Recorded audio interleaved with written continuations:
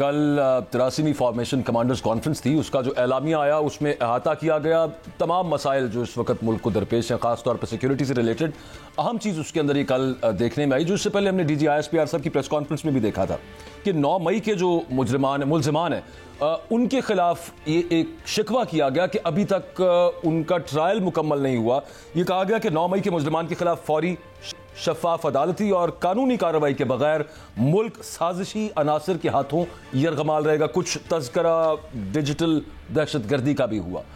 इसकी डेफिनेशन वैसे ज़रूरी है कि डिजिटल दहशतगर्दी, डिजिटल टेररिज्म आखिर है क्या? क्या इसको यूं ताबीर किया जाए जो सुप्रीम कोर्ट अपने एक फैसले के अंदर बता चुकी है कि टेररिज्म की तारीफ क्या है, तो उसी को क्या हम जोड़ लें उसके साथ डिजिटल लगा के डिजिटली कोई वो वाली हरकत करेगा, यानी कि एट लार्ज लोगों को टेरराइज करेगा, तो उसको डिजिटल टेररिज्म कहा जाएगा? या फिर जिसको भी समझ लिया जाए कि ये पसंद नहीं आ रहा बयान, इसको डिजिटल टेररिज्म के इसको उस घेरे के अंदर ले आया जाए?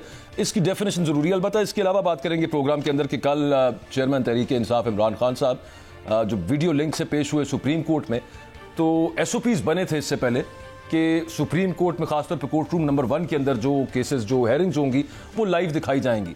कल 4 से फैसला हुआ कि नहीं दिखाया जाएगा। SOPs के मुताबिक तो ऐसा कुछ नहीं है। क्या ये पिक एंड चूज हुआ है वहां पे? और कुछ दीगर अदालती मैटर्स हैं वो डिस्कस करेंगे। हमारे साथ जो गेस्ट्स हैं उनका मैं आपसे तारुफ करवा दूं कि तारिक मतीन साहब हमारे साथ हैं, सीनियर जर्नलिस्ट। बहुत शुक्रिया तारिक भाई, आपने वक्त दिया। और हमारे साथ हाफिज एहसान साहब और आरिफ चौधरी साहब मौजूद हैं, दोनों रिनाउंड लीगल एक्सपर्ट्स हैं। आप दोनों का भी बहुत शुक्रिया। सर, मैं हाफिज साहब आपसे स्टार्ट करूंगा, आप कुछ बेहतर इस पर रोशनी डाल सकते हैं मेरा ख्याल है हम चारों में से, और वो ये है कि 1 साल से ज़्यादा का अरसा हो गया और अभी तक 9 मई के मुजरिमान के खिलाफ फौरी, शफाफ, अदालती, कानूनी कार्रवाई मुकम्मल नहीं हो सकी, जिसका बार बार शिकवा किया जाता है, शिकायत की जाती है। क्या वजह हो सकती है सर? बिस्मिल्लाहिर्रहमानिर्रहीम। बाजवा साहब, आपका बहुत शुक्रिया कि आपने मौका दिया। उसकी 2 बड़ी वाज़ेह वजह है। एक उसकी वजह यह है कि इस सारे कंपोनेंट के अंदर 2 लॉज को अप्लाई किया गया था। एक वो लॉ था जो पाकिस्तान आर्मी एक्ट 1952 और उसके अंदर जो अमेंडमेंट्स आई थी, जिसके अंदर पाकिस्तान के सिविलियंस अगर इन जगहों पे जो नोटिफाइड एरियाज हैं या सेक्शन 2D12 और सेक्शन 59 की वायलेशंस करते हैं, अच्छा, उनको आप पाकिस्तान के मिलिट्री अदालत के अंदर ट्राई कर सकते हैं। और उसका जो प्रोसेस है वो हॉल्ट हो गया सुप्रीम कोर्ट ऑफ पाकिस्तान के अंदर, जब उस मामले को चैलेंज किया गया आर्टिकल 184(3) के नीचे। और फिर उसके बाद जाके पहले उसको अटॉर्नी जनरल की अंडरटेकिंग पे कहा गया कि आप इस प्रोसेस को रोकें, हम फैसला करते हैं। और फिर उसके बाद जो है 23 अक्टूबर 2023 को एक जजमेंट आई और उसके अंदर जो ये प्रोविजंस थी 2D12 और मैं समझ गया। अच्छा सॉरी टू इंटरप्ट, उसको अल्ट्रा वायरस कर मैं अपनी समझ के लिए पूछ रहा हूँ। अच्छा, आपकी बात से मुझे ये समझ आई, देखने वालों को भी ये समझ आई है कि मिलिट्री कोर्ट के अंदर केस चलेगा और ये शिकवा हो रहा है फिर सुप्रीम कोर्ट से। नहीं, मैं आपसे ये कह रहा हूं कि 2 जगह चल सकता है। इसको आप रेगुलर मिलिट्री कोर्ट्स के अंदर भी चला सकते हैं और इसको रेगुलर आप जो आपका क्रिमिनल कोर्ट है उसके अंदर भी चला सकते हैं। बिल्कुल, वहां पे क्यों नहीं चल रहा? जो पहली वाली है, सिर्फ मुझे बात मुकम्मल कर देने दीजिएगा। उसके अंदर ये है कि वो जो वाला जो मामला पहले वाला था, उसके बाद सुप्रीम कोर्ट ने 13 दिसंबर 2023 को उस जजमेंट को सस्पेंड किया।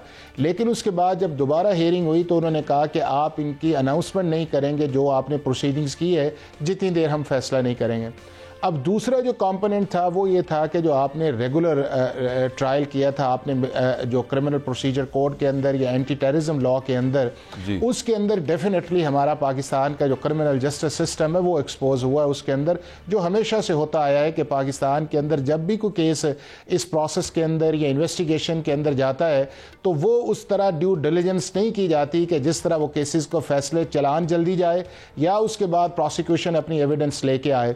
तो वो एक बहुत बड़ा फेलियर है पाकिस्तान के जस्टिस सिस्टम का, जिसकी वजह से दोनों साइड्स जो है उसके अंदर 9 और बाकायदा उसके ऊपर जोर है और उसकी प्रोसिक्यूशन ठीक नहीं हुई। ये अफसोस की बात है, इसमें तो कोई दूसरी राय नहीं है, लेकिन हैरत भी है साथ ये मामला क्या है। आरिफ चौधरी साहब, आपके ख्याल के अंदर मतलब ये जो हाफिज साहब बात कर रहे हैं कि हमारा जो वैसे ट्रायल कोर्ट्स हैं और जो एंटी टेररिज्म कोर्ट्स हैं वो ठीक काम नहीं कर रही हैं, और या फिर आपके ख्याल में भी शिकवा ये है कि ये मिलिट्री कोर्ट्स के अंदर ही चलने चाहिए केसेस, तब जाके जो कैफरे किरदार तक पहुंचेंगे 9 मई के मुल्ज़िमान?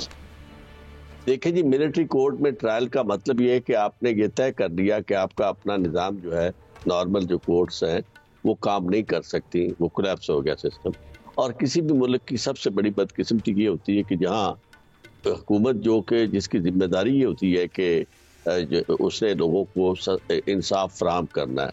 True administration of justice is the firmest pillar of good governance. तो गुड गवर्नेंस वाला पहला मरहला जो था या पहला कंपोनेंट जो था वो तो खत्म हो गया। उसकी वजह यह है कि आप की अदालतें जिन्होंने इंसाफ देना है जी, वो अदालतें खत्म हो गई।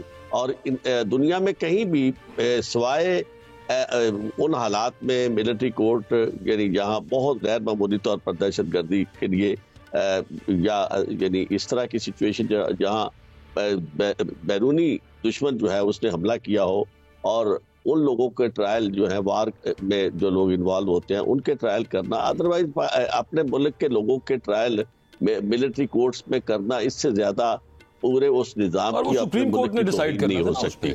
सीधी सी बात है वो तो। बाकी बात ये मैं आपको एक अर्ज करूं, ये होना तो ये चाहिए था, इन्हें सवाल जिसका जवाब चाहिए था वो ये था कि अगर आप 9 मई की बात करते हैं तो 9 मई के ट्रायल से ज्यादा आप सबसे पहले तो ये तय करते कि क्या 9 मई के मुल्जमान जो है सही मानों में जो परपेट्रेटर्स हैं या जिन्होंने 9 मई का ये वकूआ जो है ये किया है उनको आपने आइडेंटिफाई करने के लिए कोई तरीकेकार इस्तेमाल किया है जो दुनिया में मारूफ तरीकेकार है कि कोई इन्वेस्टिगेशन हो, कोई इंक्वायरी हो। आप अपने ही मुल्क के अंदर जिन लोगों के साथ आपके सियासी इख्तलाफात हैं और ये चीजें आज बहुत ज्यादा क्लियरली आ चुकी हैं कि किस तरह ये सारा मैनेज हुआ, किस तरह मैन्यूवर हुआ, कौन इन्वॉल्व था, कौन बेनिफिशरी है। और उसके बाद 8 फरवरी को भी जब सूरत हाल आई तो उसके बाद तो बाकी कोई कसर रह नहीं गई।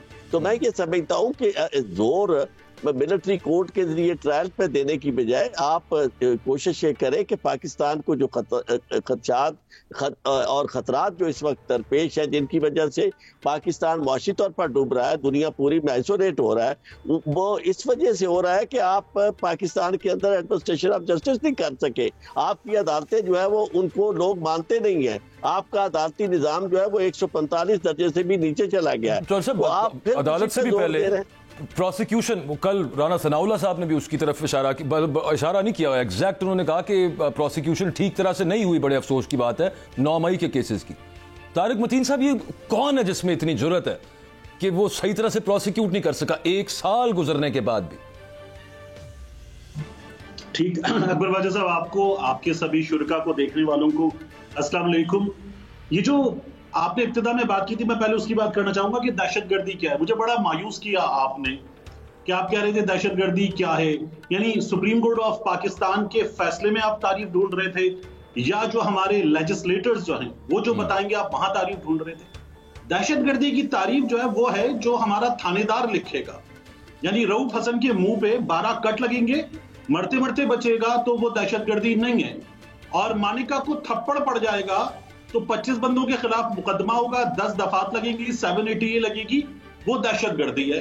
तो दहशतगर्दी की डेफिनेशन जो है वो थानेदार लिखेगा, वो सुप्रीम कोर्ट ऑफ पाकिस्तान नहीं लिखेगी। आप गलत सोच रहे, वो हमारे कहीं उसके जुमरे में ना आ जाइएगा, उसके घेरे में ना आ जाइएगा। अच्छा खैर, देखिए इस मुल्क में तो कभी भी कुछ भी मुमकिन है, ये तो हमने देख ही लिया है। तो दूसरा आप जो पूछ रहे थे तफ्तीश किसने खराब की है, तो तफ्तीश उसने खराब की है जिसके मुताबिक एक लड़की है, उसका नाम है सनम जावेद। वो लड़की जो है वो लाहौर में नहर से कोर कमांडर हाउस तक पहुंची है, फिर वो वहां से एक स्टोर तक पहुंची है, फिर सामने एक बेकरी तक पहुंची है, फिर कुछ किलोमीटर दूर जो है वो जमान पार्क पहुंची है, फिर उससे कुछ किलोमीटर दूर वो एक थाने तक पहुंची है, फिर वहां से नून लीग के दफ्तर पहुंची है, फिर वहां से वो थाना कमर बशानी पहुंची है, फिर वहां से वो गुजरावाला पहुंच गई है। और हमारी अदालतें अब तक उसको इस अदालत से उस अदालत, इस अदालत से उस अदालत भेज रही हैं। तो ये वो लोग हैं जो तफ्तीश खराब कर रहे हैं, इन्होंने खराब की है तफ्तीश। ये बात बिल्कुल दुरुस्त है, सही फरमा रहे हैं।